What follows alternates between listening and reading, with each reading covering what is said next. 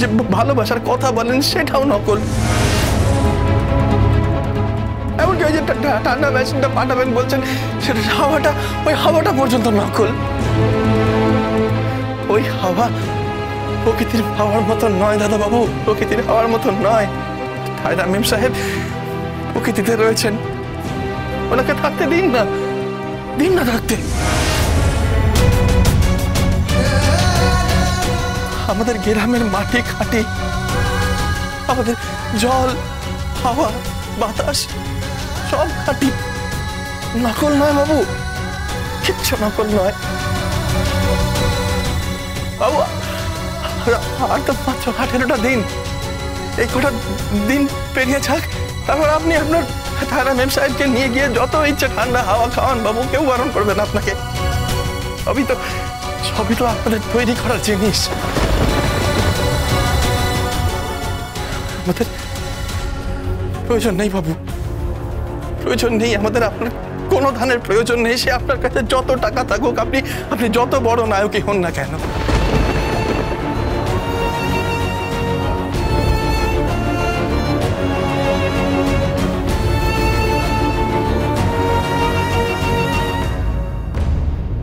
মাফ করবেন মেম সাহেব, এই 18টা দিন কষ্ট করে কাটিয়ে দিন মেম সাহেব। বিশ্বাস করুন, আমাদের কোনো ধানের প্রয়োজন নেই, কোনো প্রয়োজন নেই।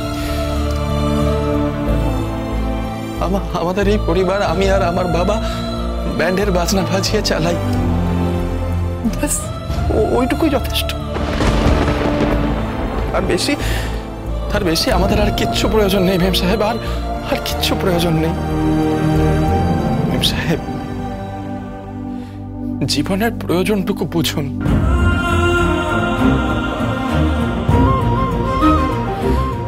পছন্দ নয়, কোনো বিলাসিতা নয়,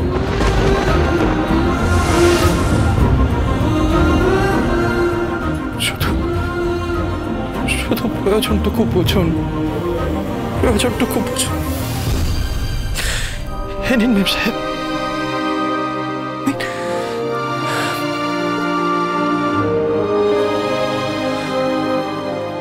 hello hello tiara.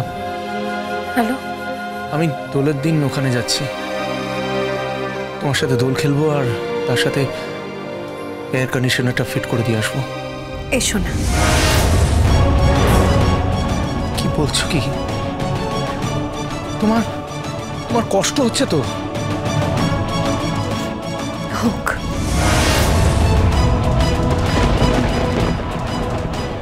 Listen one thing tiara, আমার কথা শোনো, অ্যাটলিস্ট একটা এয়ার কুলার পাঠাই।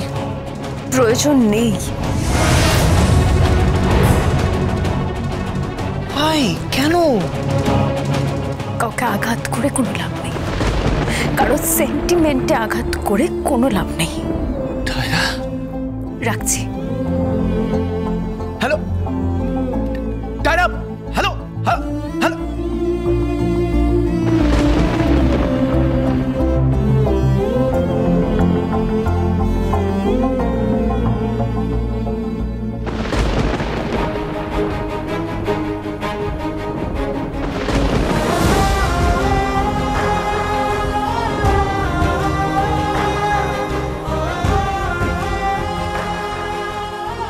গাড়ি বাড়ি সোনাদানা ডায়মন্ড সে সমস্ত তো টাকা থাকলেই পাওয়া যায়, কিন্তু টাকা থাকলেই মানুষের চরিত্র তৈরি হয় না। আর আমি ঠিক সেই চরিত্রের একটা ছেলে পেয়েছি, গঙ্গারামকে। সৎ, সরল, সুন্দর। সাহেব, জীবনের প্রয়োজনটুকু বুঝুন। পছন্দ নয়, কোনো বিলাসিতা নয়, শুধু প্রয়োজনটুকু বুঝুন। আমি আর পারছি না ড্যাডি, আর পারছি না।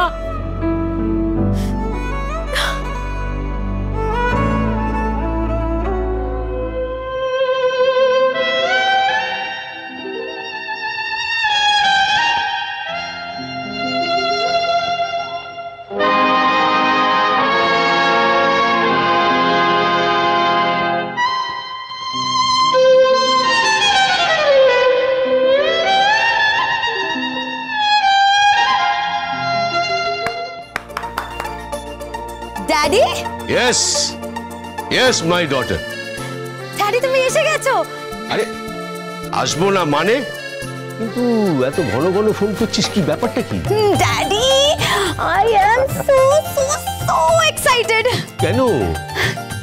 Daddy Ganga he is a genius.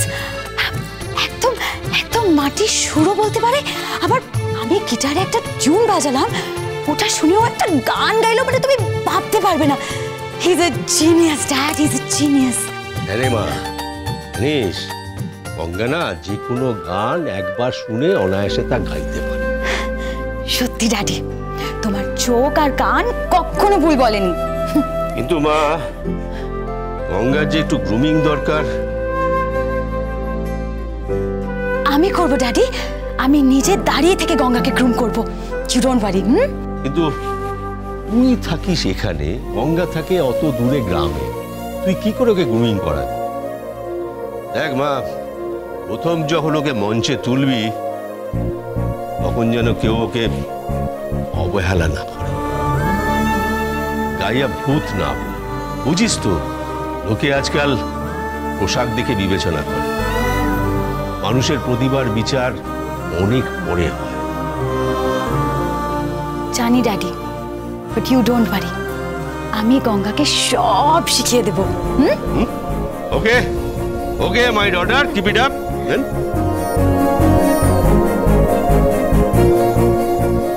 কাকে ফোন করছিস এখন? গঙ্গাকে।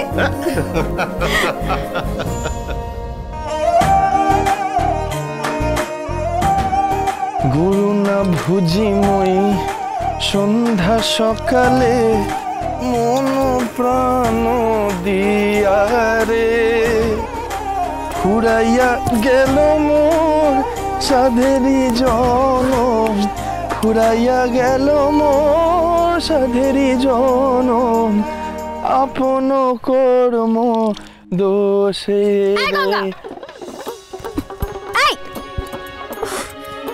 কি হলো? মারবো মাথায় এক বালতি বাড়ি। কেন ম্যাম সাহেব? বাথরুমে জল নেই, স্নান করবো কি করে? জল নেই? আচ্ছা তা ঠিক আছে ম্যাম সাহেব, আজ আপনি এক কাজ করুন, আজ বরং আপনি এই পুকুরে চান করে নিন। কি? হ্যাঁ, দেখুন কি সুন্দর খোলামেলা, কি ভালো পরিবেশ।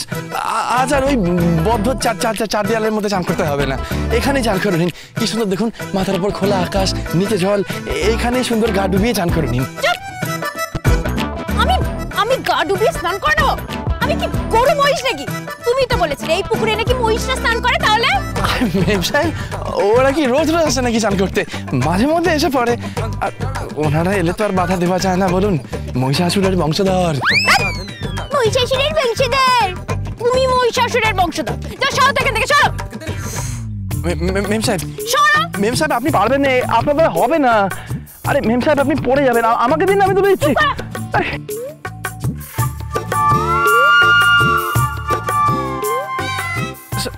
সাবধানে, আস্তে আস্তে আস্তে আস্তে আস্তে আস্তে। আমি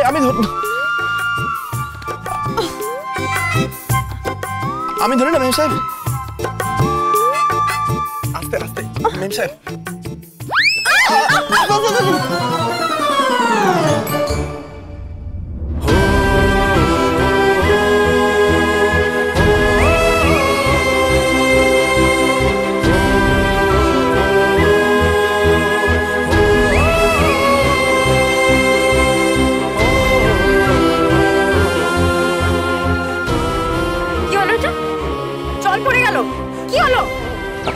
জল পড়েছে,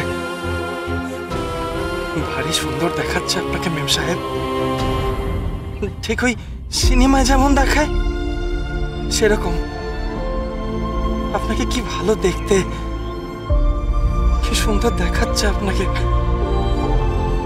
আমার মায়ের পর এমন সুন্দর মুখ আর কারো নেই মেম সাহেব। এই ডোন্ট লুক অ্যাট মি, চলো চলো। গঙ্গারাম গঙ্গারাম গঙ্গারাম।